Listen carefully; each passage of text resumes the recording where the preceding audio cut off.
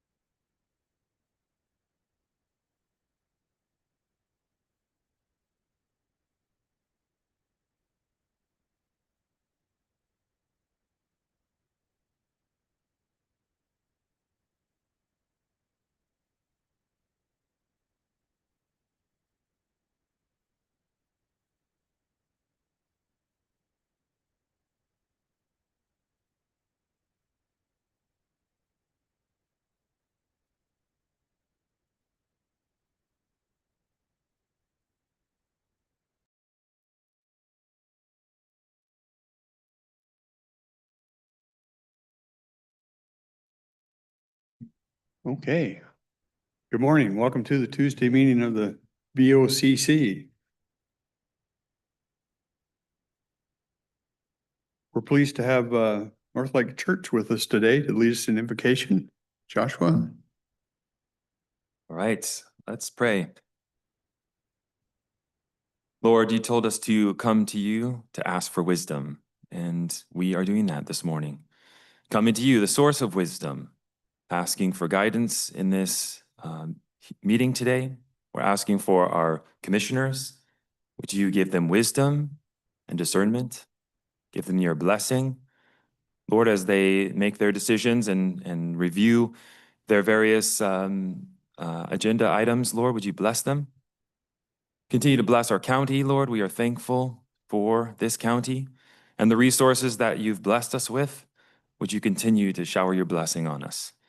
Lord, we thank you for the safety, protection that you cover our county with. We pray that would continue. We pray, Lord, for our mills to be safe, Lord, our roads to be safe. We pray for our industry to be safe. We thank you for our first responders, Lord. Would you bless them, keep them safe? In all the things that they do, we give you thanks for the law and order of our county and for the blessing that you've given us. Continue this blessing, Lord, we ask, and we ask for wisdom in this day. We ask this all in the name of Jesus. Amen. Amen. Amen. Thank you, sir. Those that can join me for the pledge. Okay. I pledge allegiance to the flag of the United States of America and to the republic for which it stands, one nation under God, indivisible, with liberty and justice for all.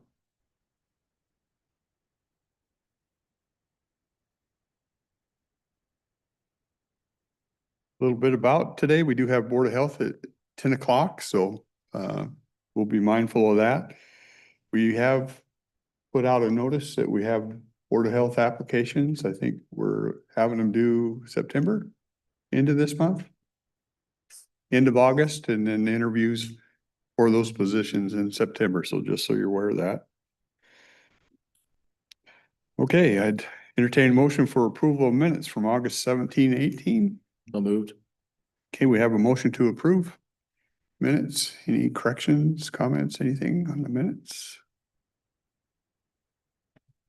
Okay, seeing none, we'll call for a vote. Those in favor? Aye. Aye, thank you. Run down through consent agenda. Under Public Works, we have 4 items. Number 1, special market condition request. We're purchasing a 2018 John Deere articulated dump truck for the headquarters landfill. Amendment number 1 to the personal service agreement with PBS Engineering and Environmental LLC for surface emissions monitoring at the headquarters landfill. This amendment raises the maximum payable amount to $210,000 to $360,000. That's a healthy thing. What was explained to us yesterday, there's been some RCW changes, and Department of Ecology is changing the way we monitor for gas, I guess would be, or anything coming out of there. We used to have a designated path, is I think how it was said yesterday, that we could walk and hold a handheld and monitor. It's been changed to every 25 feet, which would take us hours and hours to do it by a person. So this, if I'm understanding right, kind of contracts us with a group that does a drone that flies over. And I think Susan sent us an explanation today. It flies so many feet off and it has a hose that goes down to the ground and stays 4 inches or so off the ground and monitors that. So that's an RCW change. Agreement number 3 with OTEC for the Allender Road Bridge Replacement Project. It's for increase of $135,000 with new maximum payable of $597,069. This is reimbursed by federal funds. We have a lot of projects going on. We use outside firms commonly to do inspections for us when needed. With the amount of projects on, we're going to have more outside inspections services for this particular one, so that's what that covers. Contract execution and bond in lieu of retainage with Western United Civil Group for the Tootle Road Headwall project. Number 5, under noxious weeds, and this isn't uncommon. We do this with them quite often. Memorandum of agreement with Washington State Department of Transportation for the purpose of assisting in the maintenance of noxious weeds along the right of ways in the Mount St. Helens area. They ask for our help in that fairly often. Correspondence, letter dated 8/25/26 to Shani Searing, appointing her to the Fair Board. 4-year term expires end of October 2030. Letter dated 8/25/26 to Seth McNally, thanking for his application to the Fair Board. The position has been filled. Letter dated 8/25/26 to Seth McNally, thanking for his application to the Parks and Recreation Board. Parks and Recreation, we do not have any openings at this time. Letter dated 8/25/26 to J.J. Gavino, thanking him for his application to Rodeo Board. The Rodeo Board does not have any openings at this time. Also another one to the Rodeo Board, 8/25/26 to Susan McElia. Probably butchered that. Rodeo Board doesn't have any openings at this time. F, G, H, and I, the next 4 are all I mentioned last week, we're starting to see budget estimates come from the diking districts, the other improvement districts. F is one from the Consolidated Diking District number 3. G is Drainage Improvement District number 1. H is Consolidated Diking Improvement District number 2. And I is budget estimate for Silver Lake Flood District. And then those that were in attendance last week, heard Commissioner Rader brought up, felt we needed to send our thoughts on the Department of Wildlife and some of the things that are happening there. So we did draft a letter dated 8/25/26 to Governor Bob Ferguson and Attorney General Nick Brown regarding the Washington Department of Fish and Wildlife. And then we had vouchers in the amount of $3,738,973.92. That's the consent agenda. Any questions, comments on consent?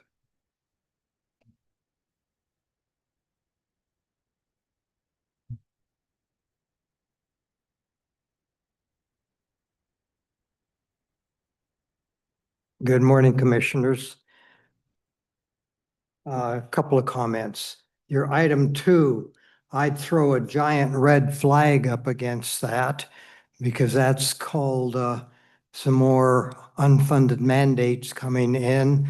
And I'd like to know what the cost benefit of that program is and what's the foundation of it in a state that's already the most expensive, almost most expensive state in the country to live in. And the amount of increase is significant and an eye catcher for all of us. So I'd ask some more investigation into that and what we do that. Next thing they'll be doing is requiring us to do the same thing for every dung pile and every bit of land throughout the state looking for gases coming up. And then they'll be on our back ends, monitoring our back end for gases coming out. Yeah. So We did ask that question yesterday, what prompted them, what is going wrong that would prompt them to do this? And there really was, we couldn't find any clear-cut answer. It was more of, Mr. Shea, it was more of they can do that, so they did it. And I could be wrong about this. Susan might be able to correct me, but I believe this is for both of our landfills, correct? The Tenant Way and the headquarters landfill that we're doing this for? Then, oh, yeah. But they haven't asked for Mount Solo landfill yet. So that's the next. Okay, and going to your very last item, your letter to Ferguson and Brown, we appreciate you doing that. Do you have copies here of that available that we, the constituents, can grab? Okay. We'll have staff print some and put them out here for you. Thank you. And then there was another part of that was getting us lined up so we can get some petitions lined up following this, kind of a format. Did you get anything on that follow up? I have an email correspondence going back with Jason, and I will follow up with him this morning to see if we can get that template. Okay, okay. So maybe someone can report on that at tonight's Republican meeting as to what the status, and get us geared up and excited. Thank you. Mhm.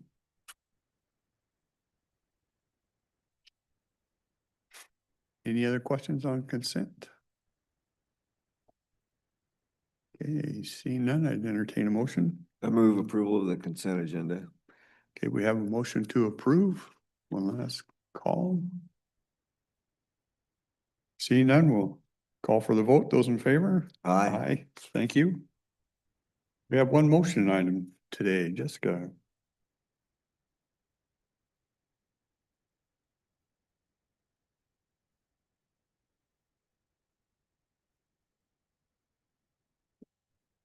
Good morning, Commissioners. Jessica Warren, Human Resources.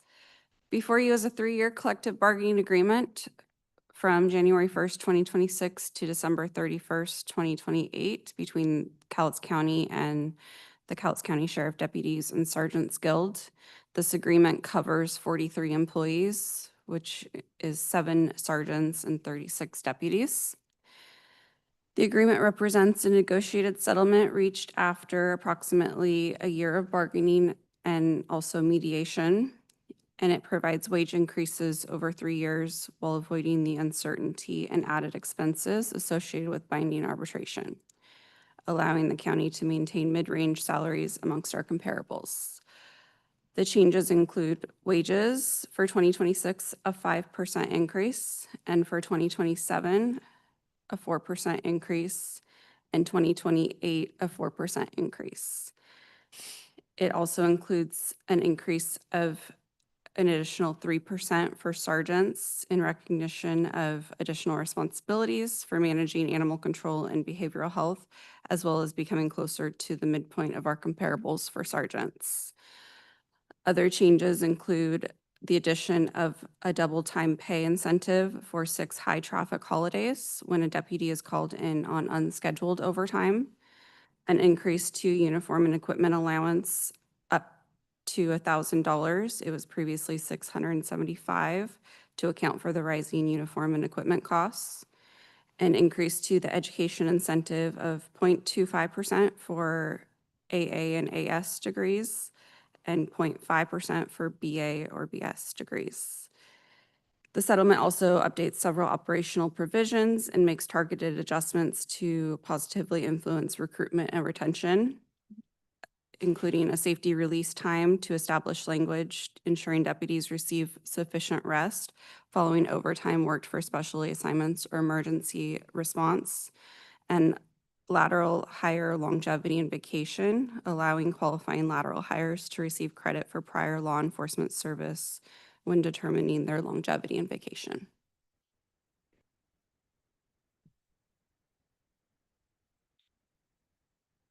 Okay. Questions? No, I bet not. Any questions?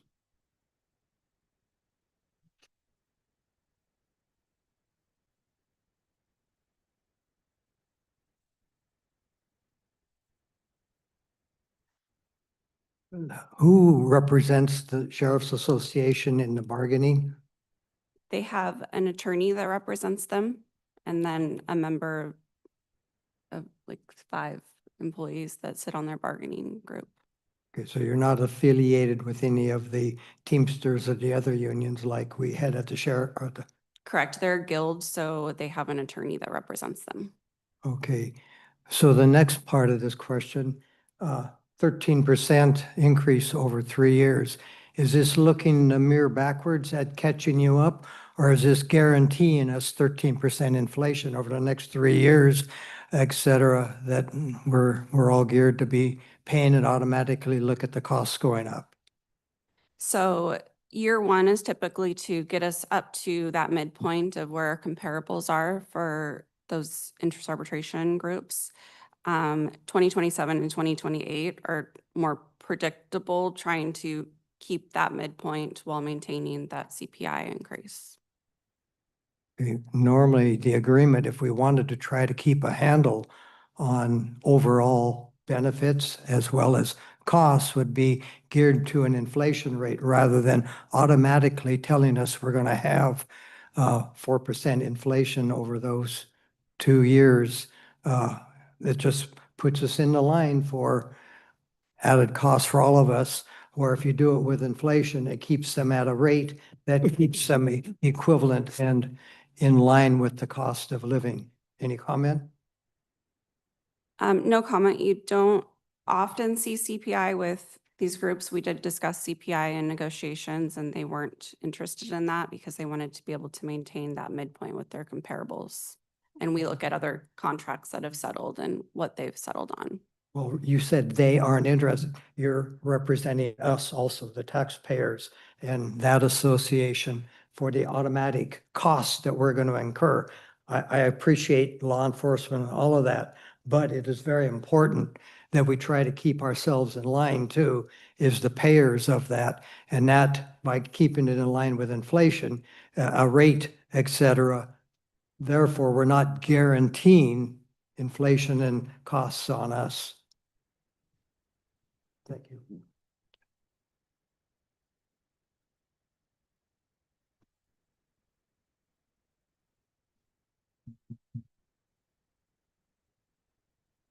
I'm going to have to make a comment, and I'm not opposed to this contract, except for one item in it that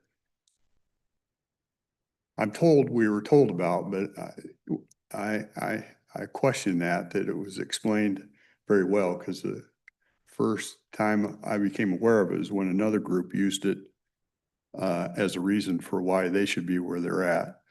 So I'm just going to explain it, but I'll vote for this contract. Our people out there, I think they do good work and need to be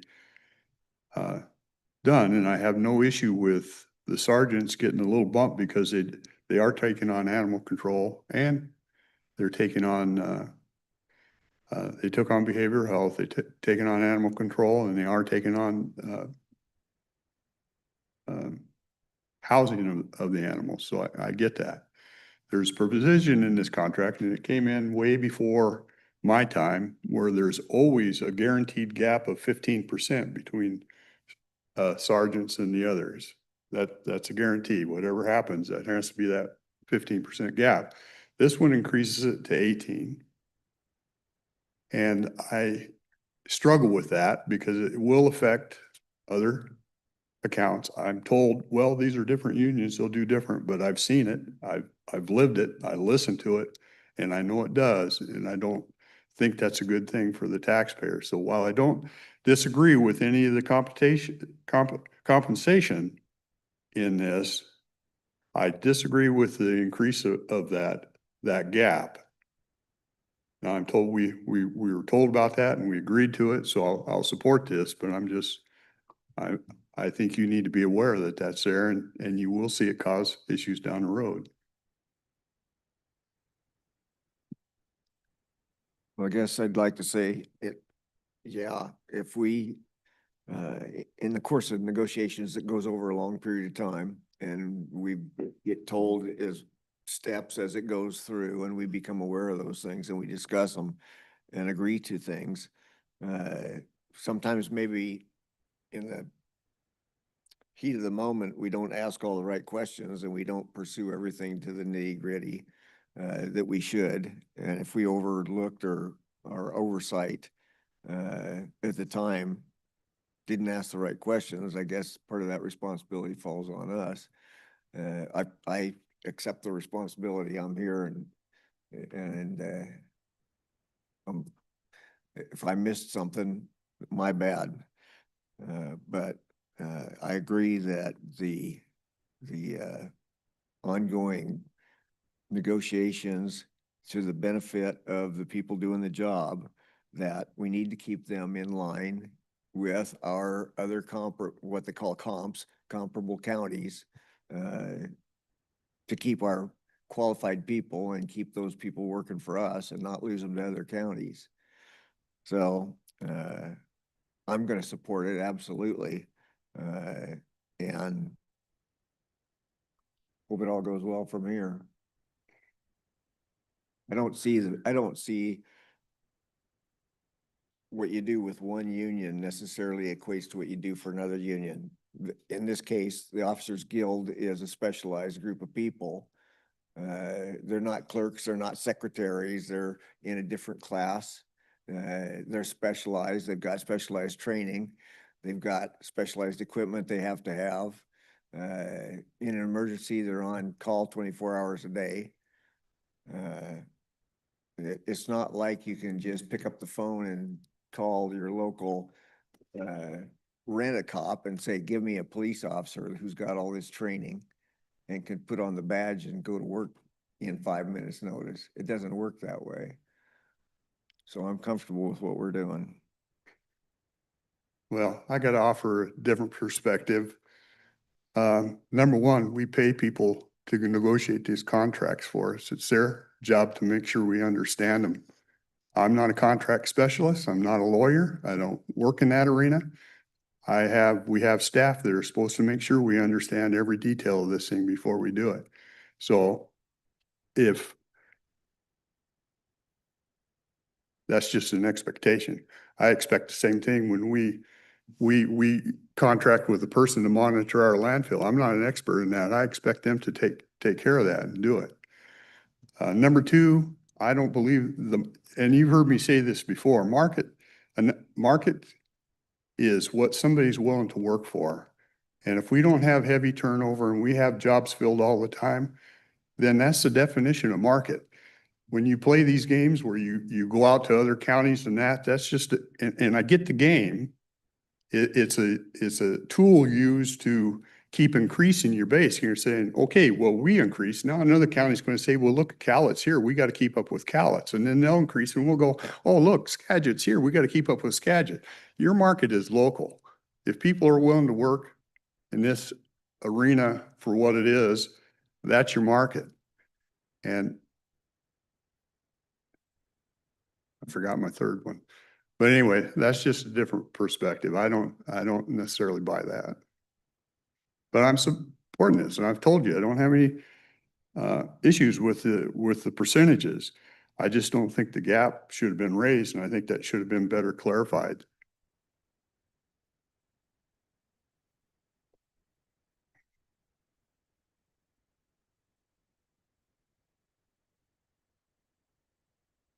Again, one further comment, again, talking about presentation and review of the agreement.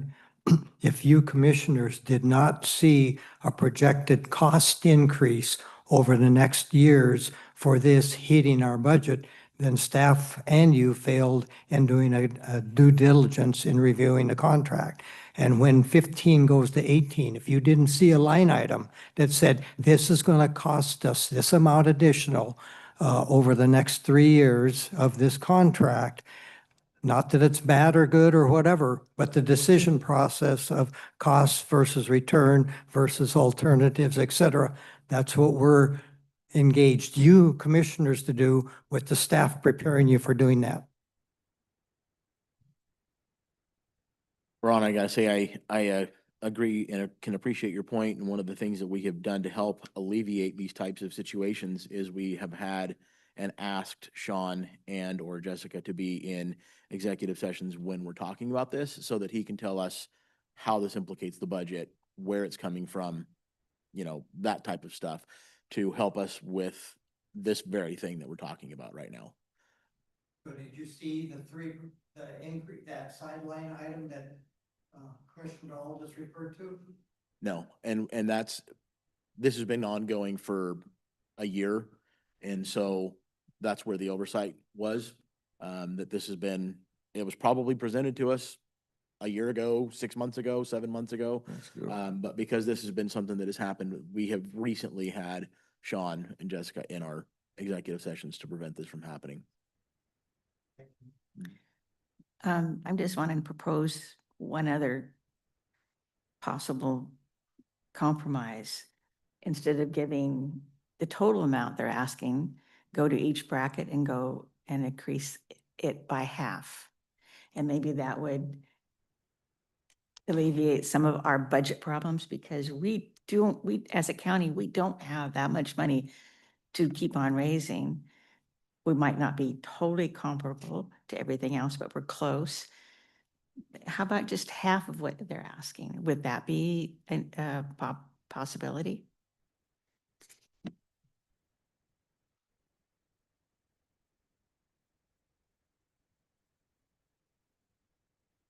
I could give you the short answer. We've been to negotiation and this was the negotiation. So we can't now go back, start renegotiating because we kind of agreed to this. Although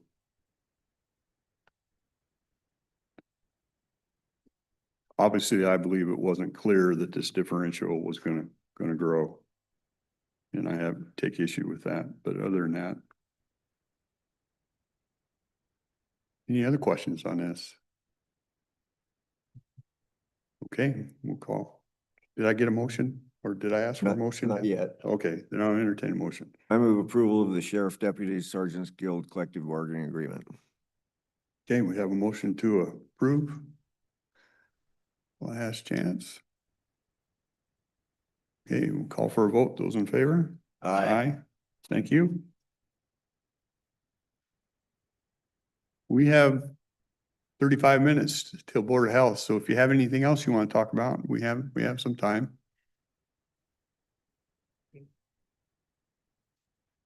I have one thing that I'm really excited about, and I have to thank Susan for volunteering to help us.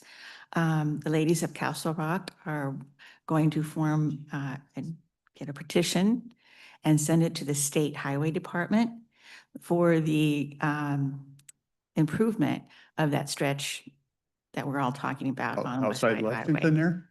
Pardon? Outside, No, West Side Highway, yeah, right. just outside of Lexington. Yes, that Yeah. one. It has gotten to be so bad and it's increasingly getting worse. I mean, to the point where you can visually see it. You can see the gap grow and then it like they Every put a little day. I filler mean, in or something. Exactly. And I think the state hasn't realized that the people of Cowlitz County, how many people travel that road and are aware of how dangerous it is and they want it fixed. And Susan has offered to let us get in touch with the person that it would be responsible for that. So I want to thank her. And I also want to, if anybody's on Zoom, to please get a hold of us. We can figure out where to put these forms so they can sign them easily and then turn them into her or them, whatever. Thank you.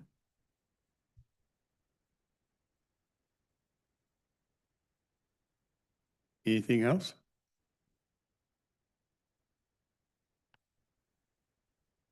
I don't see any hands. I don't see anything.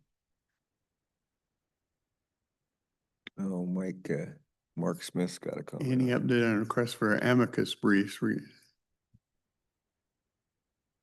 I sent that to the attorneys to see if we could join in on that, and I've got no response at this point. Okay. We'll keep on top of that. Anything else? Okay, remember at 10 o'clock, Board of Health. So you have some time, you have time to go get a cup of coffee or whatnot. For the BOCC, we will adjourn. Thank you.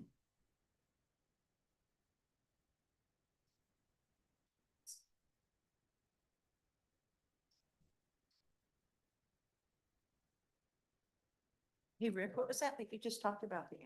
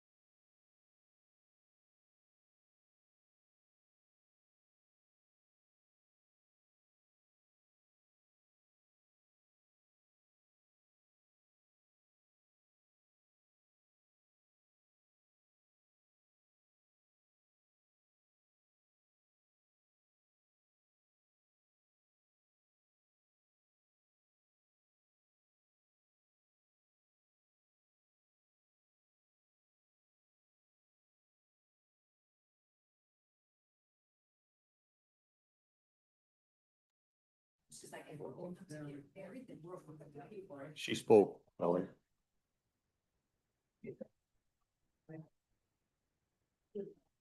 Good morning. We'll call this meeting to order for the Cowlitz County Board of Health. Thank you for coming. Commissioner Farrell will be a little late, or we'll see if he comes in. He's had something to do. So to start off, I'd like to say, well, we got the minutes a little bit late. If anybody have any questions or need a minute, or I'd like to entertain a motion to accept the minutes from the previous meeting. So moved. Okay, all in favor accepting the minutes from June 30th? Say aye. Aye. Aye. Any opposed? No. Okay, passes. Thank you. Okay, today we have, I don't know, Gina or Carol, one of you would like to come up, and both of you come on up, and we've got a presentation. Talking about the fee schedule, among other things.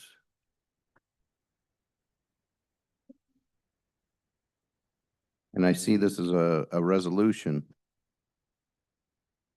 Yes, Gina James, Health and Human Services. So we have our topic of discussion today is fees. So we occasionally have to review our fees and what that looks like. Some of you may recall, I think you were all members last year when this came to the Board of Health as well. It's a little bit odd because our fees have to be approved by the Board of Health, but only the elected members of the Board of Health vote on the fees. So it's a little bit strange.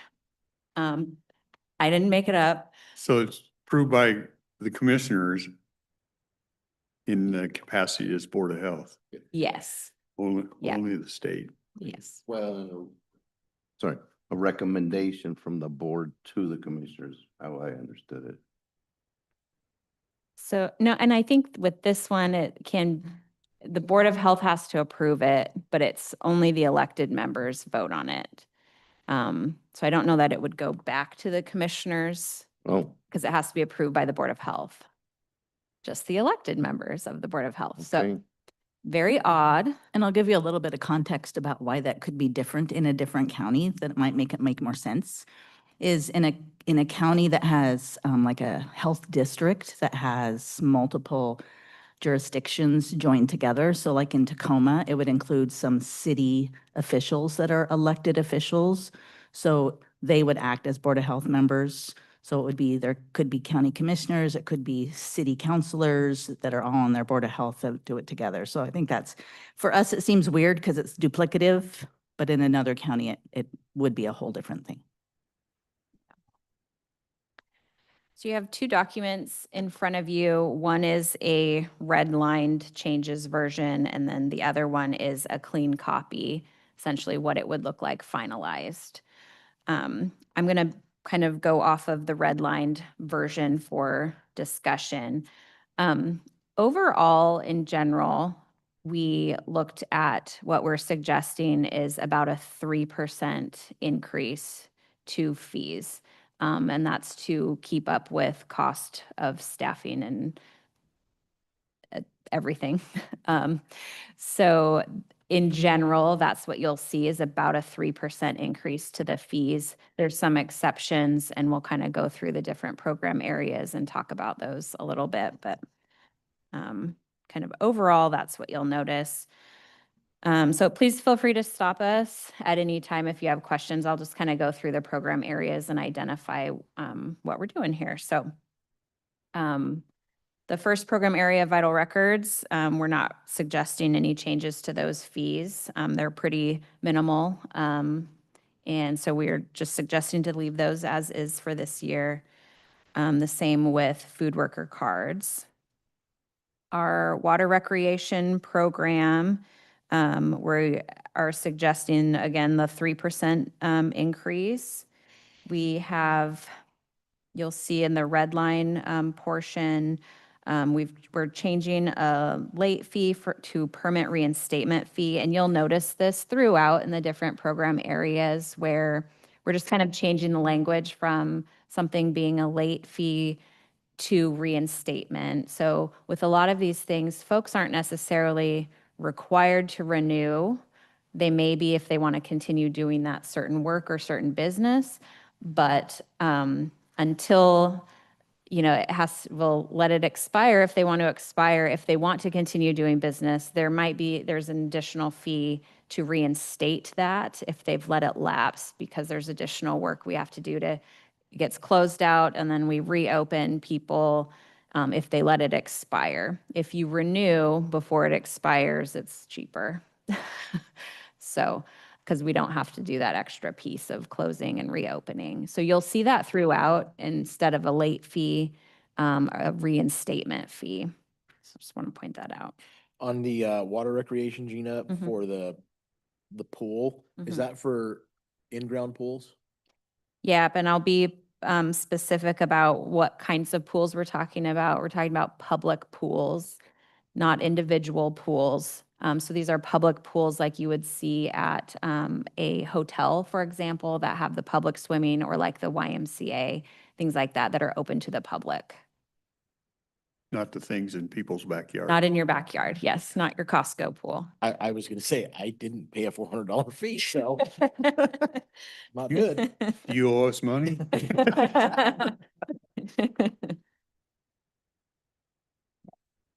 And then fast track surcharge, you'll see that throughout as well. It's newer in some of, well, not newer in some of our program. It was kind of, yeah. So the fast track is to speed up the process. So if someone's getting close to when they want to open, for example, they can pay a little bit more to speed it up. So if they don't come in, about 14 days advance notice is what we prefer to see when people are submitting applications. That just gives us ample time to process and respond to whatever we need to respond to. So if they come in, less than 7 days, or they want to open this weekend, or for example, and they would like to speed it up, then there's additional cost for that. So that's what that fast track is. When you do that, does it displace somebody already in line? So it sort of is So they moving get up. Pay to jump to the head of the line, basically? Yeah. Hmm. Yeah. Does it create any more work for us? It's the timing really. And then for some of the programs, we have to go out and do an inspection. So then it's scheduling and making sure we have staff that's available that can go out and do those inspections prior to opening or at opening. So it's not necessarily a lot of additional work, but it is speeding it up and then making sure we have the capacity if we have that inspection to do with it.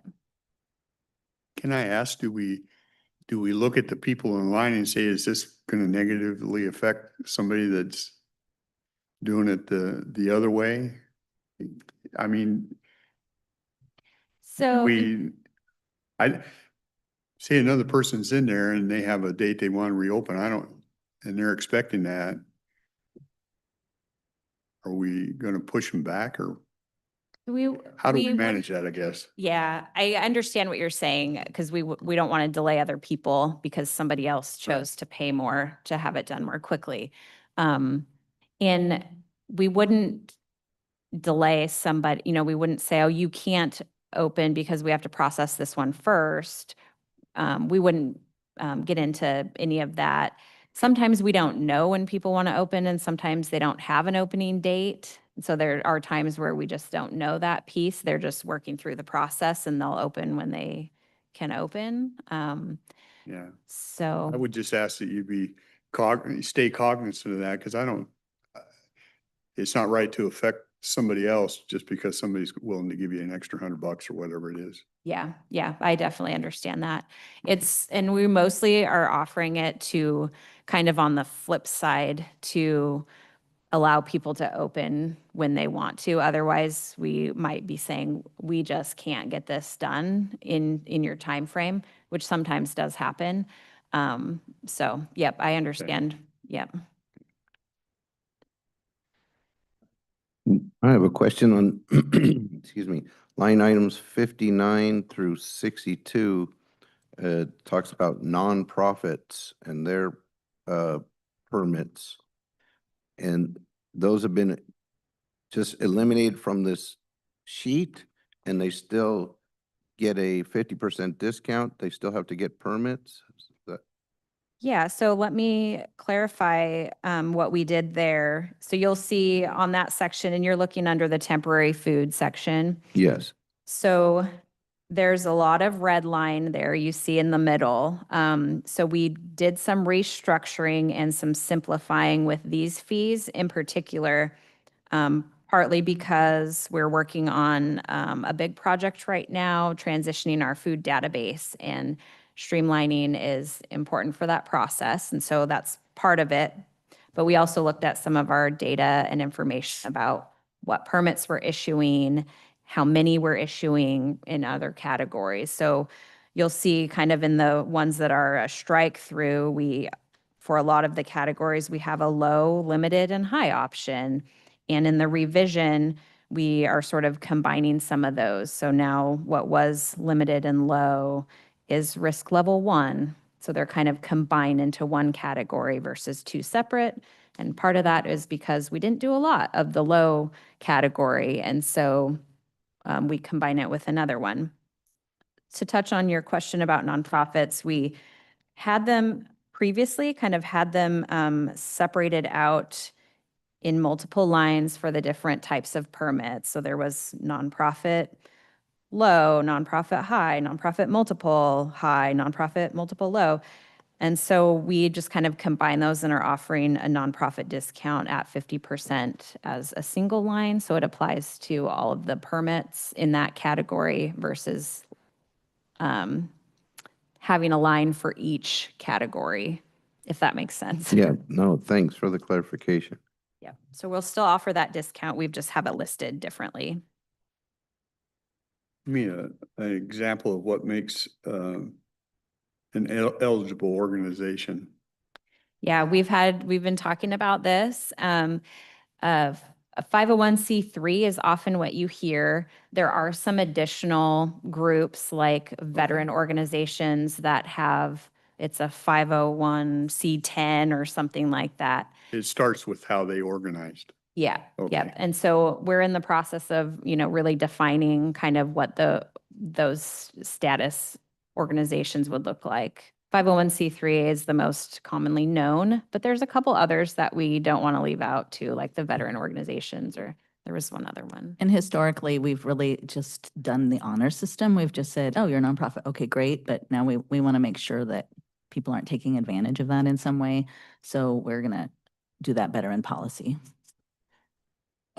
Along those lines, Carol, and I know Gina, you and I have talked about this, and you were going to talk to Carol and you guys were going to discuss this. With regards to roadside taco stands, tamale stands, whatever, how are we addressing those? Because I would imagine they don't come in and pay a fee to do what they're doing. Right. And for our temporary events, permits, your temporary event, if you're going to do sort of a pop-up stand, the state WAC allows a permit for that when it's connected to an event. So like you're at the farmer's market, or it's a community event fundraiser, or something like some kind of event that you're at. The state WAC doesn't allow pop-up stands just on the corner here and there, not connected to an event. It's difficult to address, partly because we don't have a lot of policy to go off of for it. So what our practice has been historically is if we see one, we'll stop, give some education. This is the process to get permitted, all of these things. Sometimes that works, sometimes it doesn't. A lot of times they move to then just a different, a different corner to serve food. And so, and then we also try to just get information out to the public about what to look for in terms of safe food practices, a hand wash station, things like that, keeping cool foods cool. If somebody has a permit, it should always be posted so you can see it when you walk up to a vendor. You should be able to see their permit if they have one. So that's something we try to just educate the general public about as well. So that's it's a really tricky one, and it's come up a lot more often in the last couple of years here locally. I know a lot of other jurisdictions struggle with it as well. Previously, you said that you do random checks and on restaurants. Is that correct? We do routine restaurant inspections. Routine? Mhm. And then how about for these pop-up places?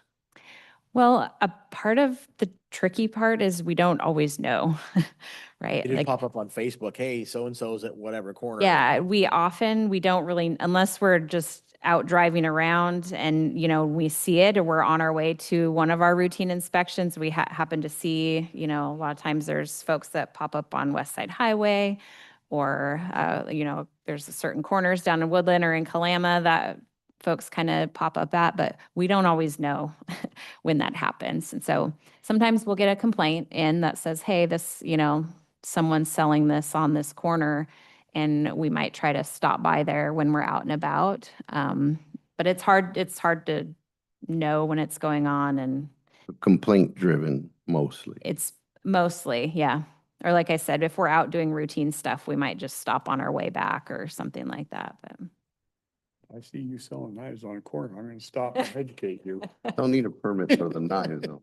They're clean. as long as you're not selling food to the public. Yeah, no food.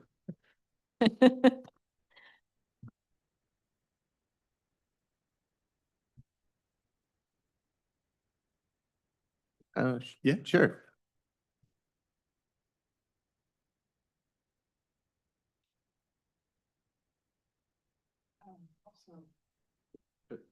Turn on your microphone. Since I'm new to this and I don't know quite how to read this, it says here multiple, well, if a child or person went into like Burger King and they wanted a job and they're handling food, now is this the price that they would have to pay in order to have that job? Is that how I'm reading this? Are you looking at Temporary food? temporary food? No, so you're talking about someone's getting a job at a food establishment. Correct. Yeah, so there's food worker card fee in a different section. Over there is? Oh, Yep. okay. And so Much there's a is that then? process for getting food worker cards. It's $10 to get your food worker Oh, card. okay. Okay, that's much better because especially a younger person, they don't have, that's why they're there. They don't have the money. Yeah. And so that's awesome. Yeah. And one other thing, because we've had deaths in our family not that long ago. $30. I mean, here you are. I've lost a person. Does it need to be $30? I know it's been $30 for a while, but that seems a little over. Vital Wait, records. which one are you talking about? The Which death certificate. death certificate? Right. Yeah. It just seems a little like more of a punishment. And here you've lost somebody and here you get swamped with, I mean, you have to go to their bank and there's several places that you need to go Mhm. to get, and so it'd be each copy, it'd be $30. Oh my Yeah. gosh. I know it is. And this particular one is kind of a state program that we administer on their behalf. And so we don't have a lot of control over what that fee. The state Look has like- so many rulings. know. That just And irritates I me. just, a fair warning, they're looking at increasing the fee. The state will likely see that being proposed this next legislative session. They're hitting us every which way and getting mad. Yeah, I know. I hear you.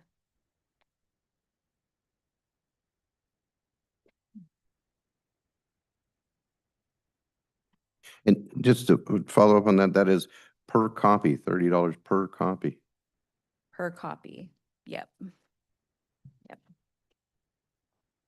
Is that because is it like an original death certificate? It's not a copy of a death certificate? It's a considered a certified copy, right?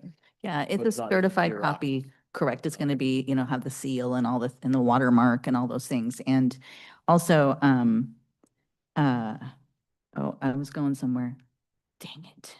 Can't remember. It says has to be on special paper. Oh, and the other thing is that $30, we don't get to keep it all. The state gets, yeah, I know, right? The state gets, I can't remember the percentage, but at least half of it.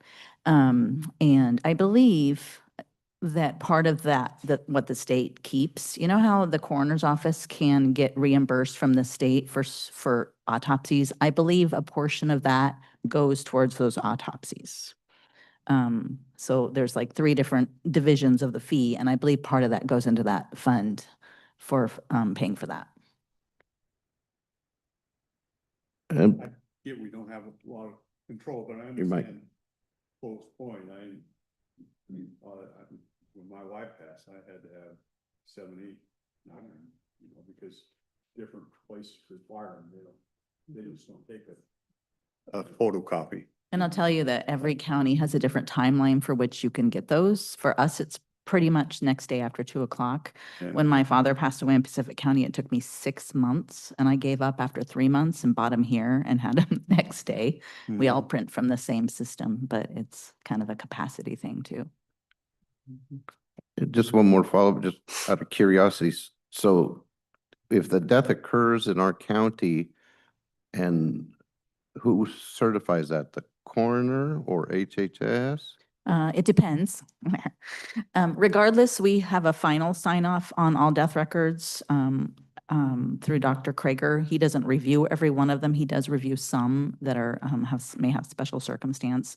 But the health officer's signature is affixed to all of them at the end. However, there are some that also fall into the coroner's jurisdiction. So if the coroner has to do some type of investigation or anything, then the coroner often takes jurisdiction before it comes to us, and then we sign off on it and certify them when they're issued. And do you use any of the state resources for that? Define resources. I mean, I'm just kind of wondering, I understand the state wants their cut, but you say it's over half of the price. They do maintain like all the records are theirs, and we are able to print certified certificates. We are able to print legal certificates out of the system that the state manages. Okay, that may not have been in our county. Correct. We can Okay. issue a death certificate if it's since the records went digital a few years back. Don't ask me the date. It was prior to COVID. That's all I remember. Any death in the state of Washington, we can issue those records. Okay. And same with birth. Any birth in the state of Washington, we can issue those records as well. Thank you.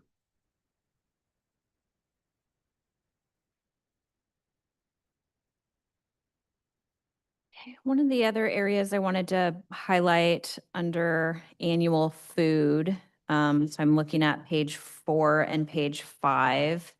We transitioned a little bit. I mentioned earlier, we're in the middle of moving our database system with our food program and trying to streamline some things. And part of that, we made some changes to how we structure the fees because of that. So it works better for our new system.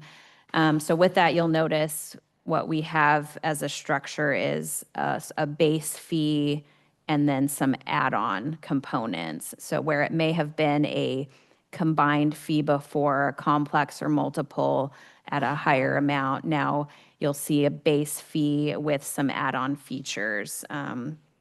So you see it like with the annual food permits, you would have a base, your risk level 2 establishment that's determined based on your food processes. And then if you do some other components, like have a cocktail lounge or different things that require additional review and inspection, then it would be an add-on component. So I just wanted to highlight that because there's some changes, quite a few changes there, just kind of restructuring how we have those fees set up.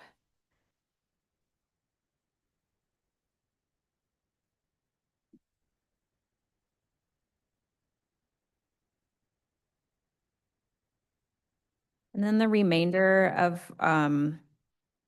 the document is mostly EHU, fees on the EHU side, and are again generally at around the 3% increase as a suggestion for those fees. And going back to what Commissioner Dahl was talking about, the fast tracking, I see you can do it for septic and for water review. Mhm. Is and it's double the fee, correct? For fast track? How long is a slow track fee take or permit? We don't have a slow track, Not, I mean. just the nor- regular. The normal, So you're talking about septic in particular? sure. Just roughly. I think for our reviewing septic plans, our general turnaround is about less than 2 weeks for the most part, unless there's, there's always those exceptions to things that, are missing things or they run into an issue or something. But for the most part, we try to complete our septic plan reviews within 14 days. And if it's fast track?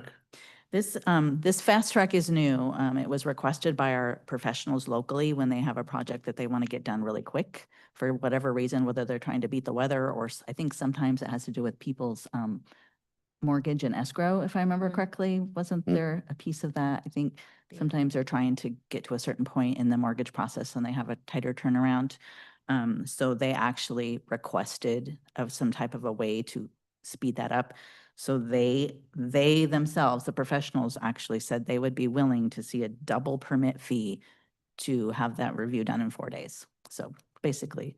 So it takes it from 2 weeks down to 4 days. Mhm.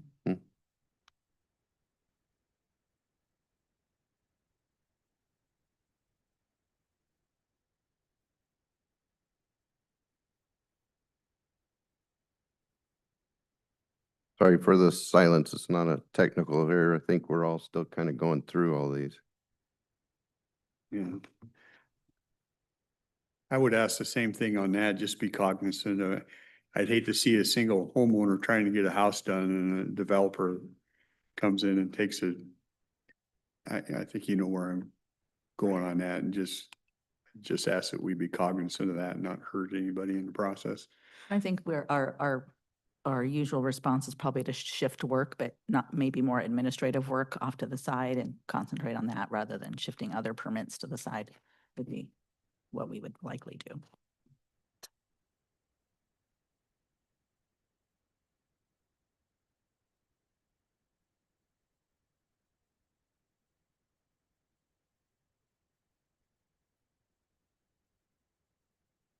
And just to clarify, so the red line, the fee schedule effective November, this new one is everything that's on this without the red line. Right. Okay. Yep. Be Just the a lot clean of copy. papers here. Yep.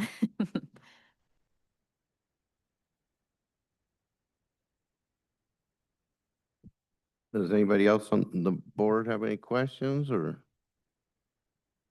anybody from the public? And I will mention that usually our fee schedule is effective September 1st based on Board of Health dates. This year we bumped it out knowing that we're implementing our new database, our online system. So that is our hopeful go live date. And that's why we tried to coincide all the dates together. So fingers crossed. Have a question. It really has nothing to do with fees. It's more out of curiosity on my part and just wanting to know if we feel like everything we have in place accommodates this. And what brings it to mind is the new place called The Table. And I think we're going to see more of that where people have places to set up their carts and do that. And I'm okay with that. I'm not looking to discourage anybody from doing that. I'm just, sometimes we have things that are antiquated and make it difficult for that. And my question is, do you see anything in that process that we're antiquated, we're not, because you never did that before, that we can improve? Yeah, Yes, we did add one fee because of that exact scenario, because we agree, we think we'll see more of those opportunities, which is, there's very cool to see. I mean, And I get it, for a person to take over a building and remodel it and do all that stuff. And the success rate after that is difficult, and I can understand the desire for this type of thing. yeah, yeah.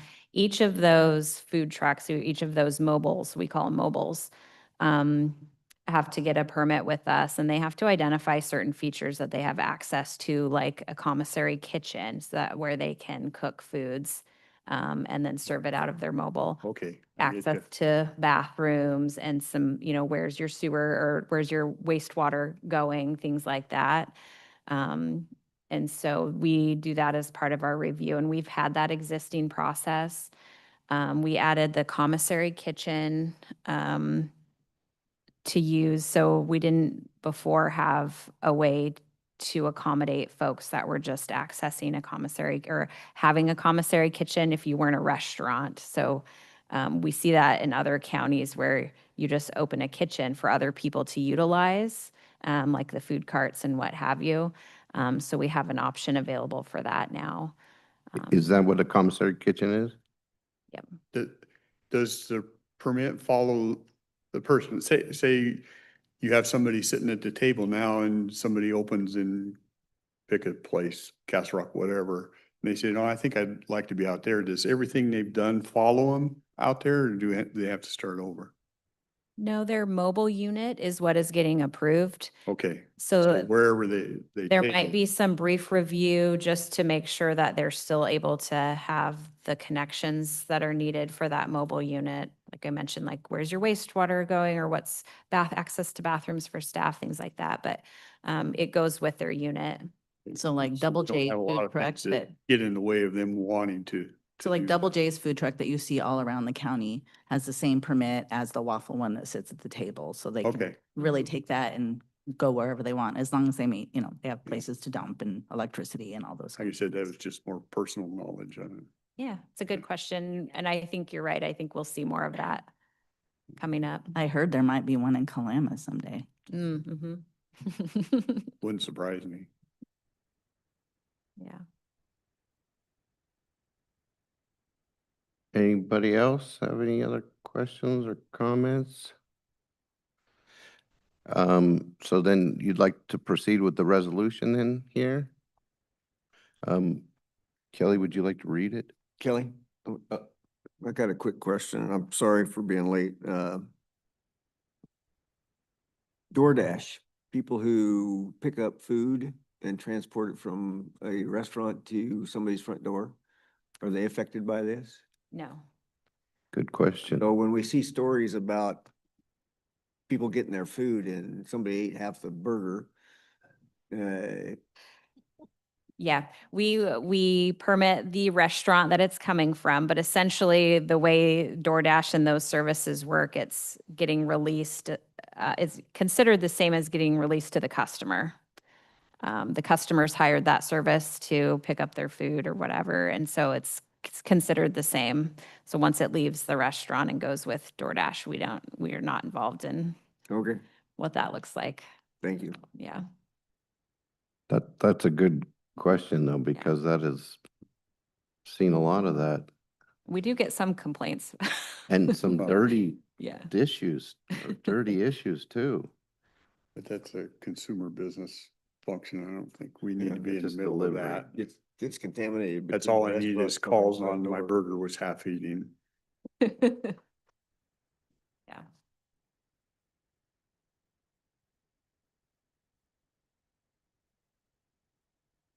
That is interesting though, because you would think that there would have to be a minimum level of cleanliness in the car from these people picking it up, or you would hope that there was Right. from Uber Eats or whoever it is doing it. Yeah.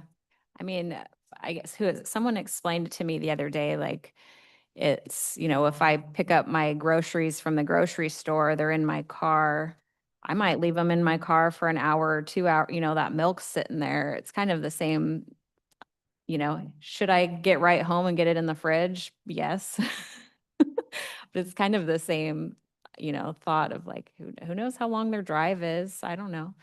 Are they taking an hour to get to you and your dinner's riding around for an hour? I don't Well, know. but we also don't get a say in the cleanliness of their car. Yeah. We don't get to Or, pick. or the handler. Yep. We But do we're get a choosing say that if service, we so. Service.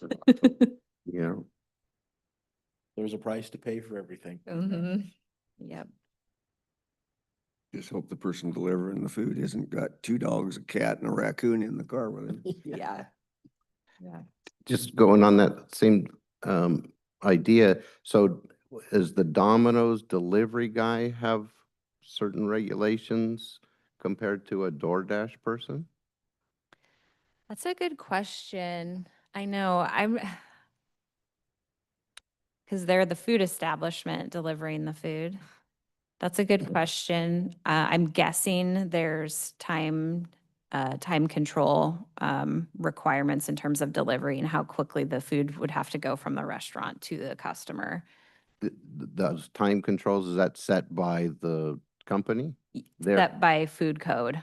food Yeah. code? Well, if they take too long to deliver, you're not gonna use them again, right?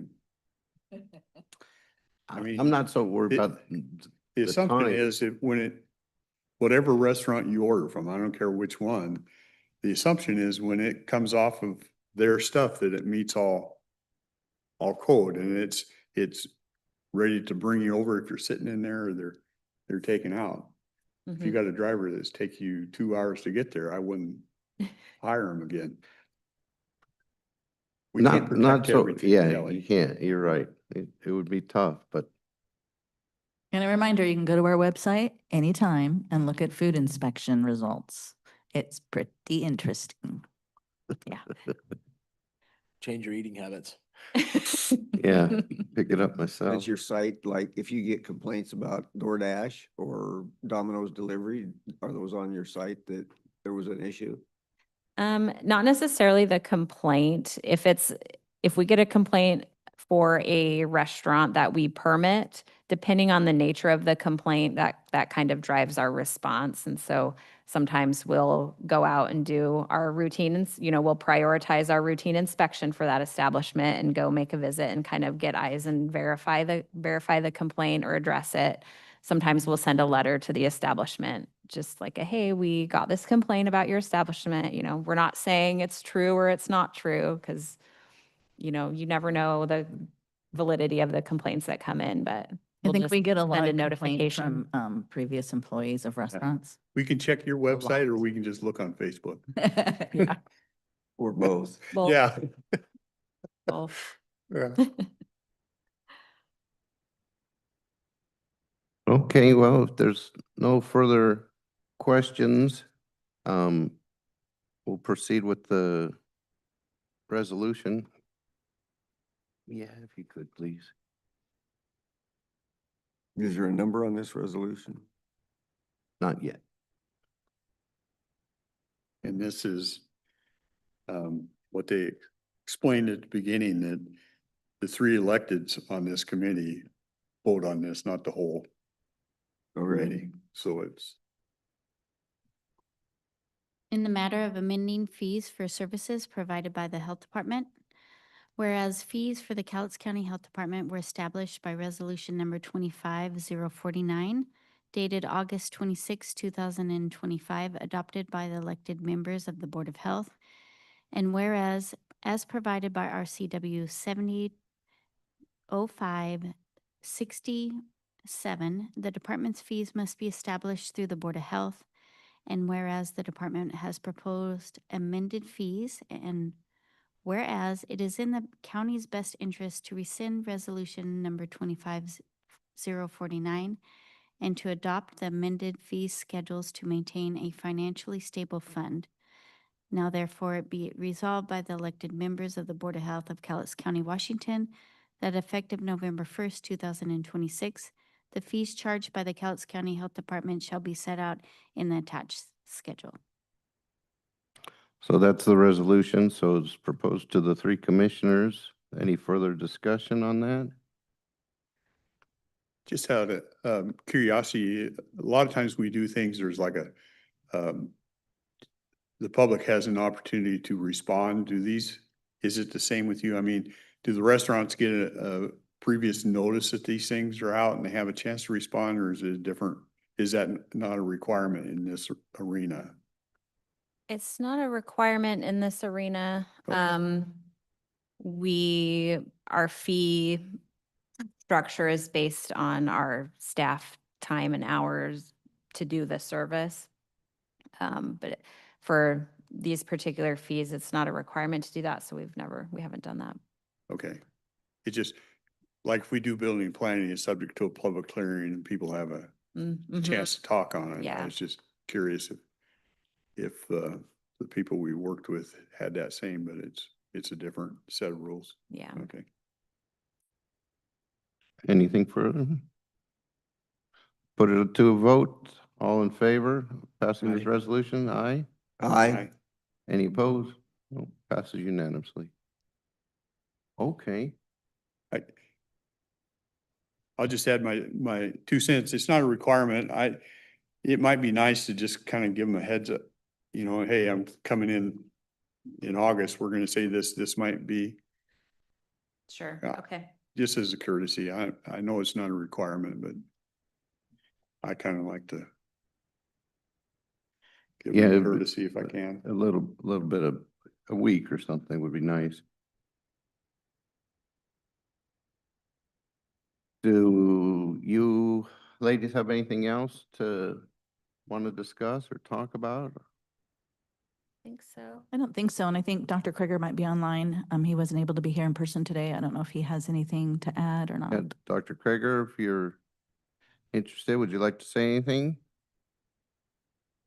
If he's coming on, I'll just share, if folks haven't know, we've recently added a health officer corner on our website. So we have a spot where Dr. Krager will occasionally post information if there's like a hot health topic that's circulating around the nation or the state.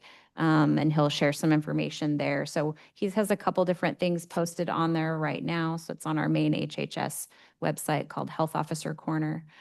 So we have that recently added to our website just to share information from the health officer. Okay, that's good to know. I'm here. Can you hear me? Yeah, we can. Go ahead, Dr. Okay. Krieger. Hello. Yeah, I don't have any major updates for you all, but yeah, if you have topics you want me to cover in that health officer corner, I'd be happy to tackle them. Just let me know. Okay. When did that launch? Recently? About a week ago. Okay. So super new. All right, that's good news. Thank you. And you can get to it really easy when you go right onto our main landing page. It's in the slideshow at the top. So. Okay.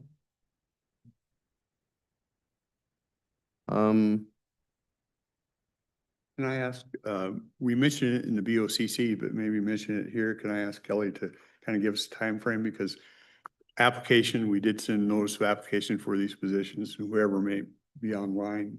Can we just reiterate that timeline?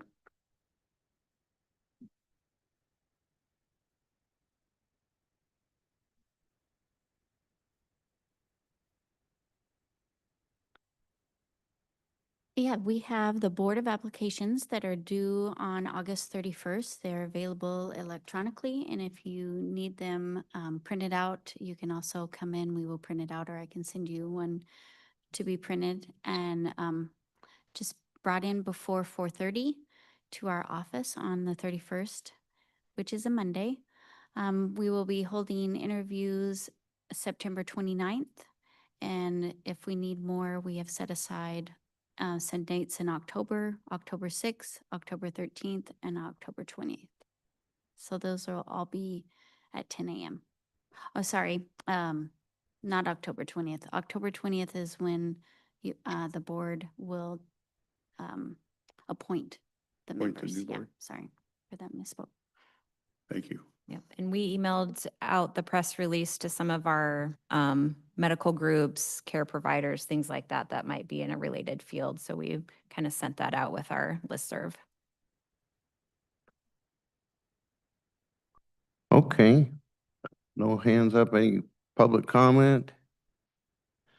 All right, well, let's, thank you all for coming. Thank you for your attention, and we'll go ahead and adjourn this meeting 10:45.